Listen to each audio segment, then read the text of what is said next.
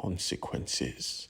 Every actions have consequences. Three brothers thought they could eradicate a whole village and nobody would care. Well, one person cared, one person survived, and John Wick is back with a vengeance because this time they didn't just take a dog, they took 57 lives, and he was here to pay back a death he owed to them for that savagery. If you're lost in the sauce, go check out the John Wick playlist or the previous 2 videos to catch up. Now, let us begin, because John Wick is on the hunt for the last remaining 2 brothers, and they were terrified. They ran away. It was so embarrassing, but they were still bosses. So when backup came, they started screaming orders. We will pay anyone who brings us that guy's head. I promise. Go attack. Nobody comes down the street. Nobody. But they didn't have to worry about anybody, because what came down the street was a car. A very beautiful car. Of course they opened fire because they assumed John Wick was driving. They blasted it, but cars don't slow down because of bullets. Nah, they just come, and they come.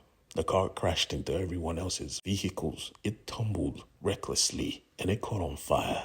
The brothers started to laugh. They thought John was dead, but he wasn't in it. From the ashes, like a fucking phoenix, he stepped out. I told you I'm coming. He started dropping bodies. They would try to shoot back, but he would be gone, blending in the shadows, exactly like Batman. We saw John Wick in the movies. He was slow. He was retired, but this was a young man. He was lethal. He was scary. Brothers left their pride and started to beg. John Wick, what do you want from us? Made it clear. I want your heads. 57 people. You killed 57 people. Blew them up to smithereens. But the brothers didn't blow nobody up. They made it clear that wasn't us.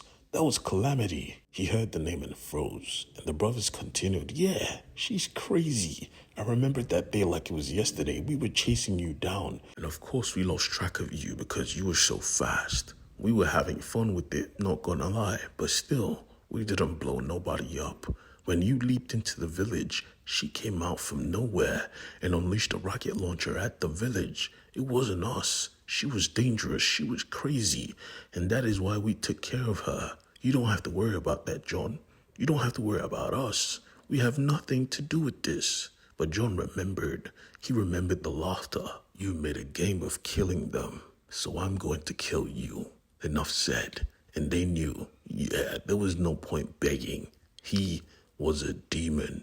I mean, John Wick jumped over a car, opening fire on him and his assailants. Nobody could stop him. He wasn't just fast, he was strong. His senses were sharp. The second you tried to pull out a gun, he took it from you and tossed you into the crowd, killing you and the person he just threw your body to. His marksmanship, his martial arts, everything was peak. Everything was maxed out. The brothers could tell that guy ain't normal. We're going to need help, like real help.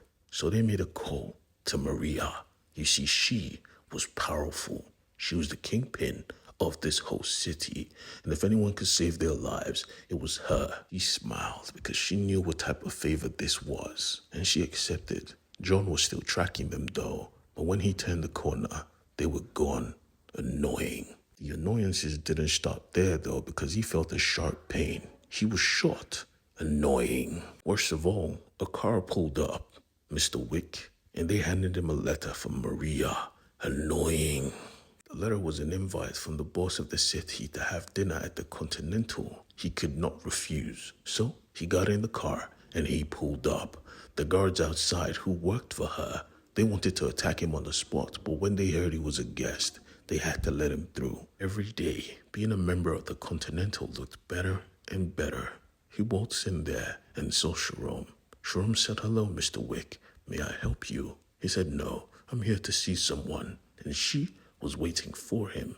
Hello, Maria. She said, oh, Mr. Wick, you do not look good. He replied, I've seen better days. And so she got down to business. I do not make this offer twice. We have seen your skill. It is very commendable. I mean, you laid waste to 2 forces all at once, alone. You are a dangerous man. But the thing is, I've made some calls. You have no alliances, and that cannot stand. Man of your talents needs to be working for someone, or else the business is turned upside down. So, I'm going to make you an offer. This is how much my business has given me to make to you. Will you join us? And you do not need to worry about your code. We understand you have one.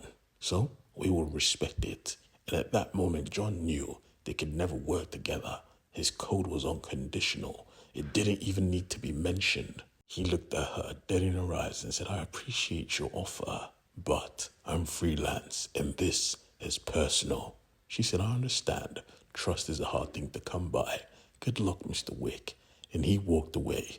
She was in good moods for someone who just took no. I had to make the offer. And her guards responded, I know, madame.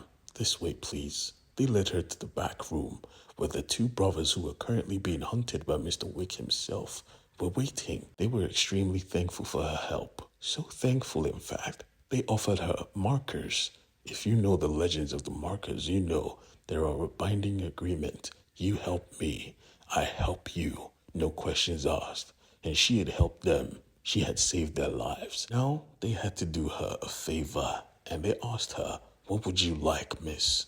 And she simply said, well, it's simple. I want you to kill John Wick. This was insane. You just saved us from that lunatic, and now you want us to kill him?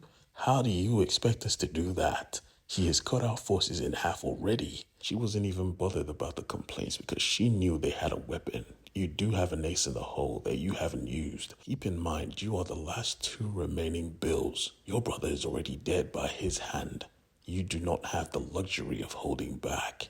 And by all means, you have a right to not carry out my request, but then your lives are forfeit. Remember, I hold the markers. Realizing they had no way out, they had to carry this out. The youngest of the two bills wanted to run away. He didn't want to do this. He didn't want to release this animal, but his brother knew the rules. His brother knew the rules. The marker is something you do not break. Now we do what we can.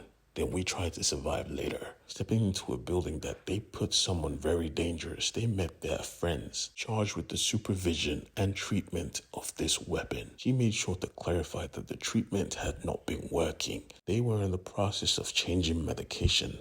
The patient was still as dangerous as the day they came in. The Bills were happy to hear this because honestly, they didn't want this person healed.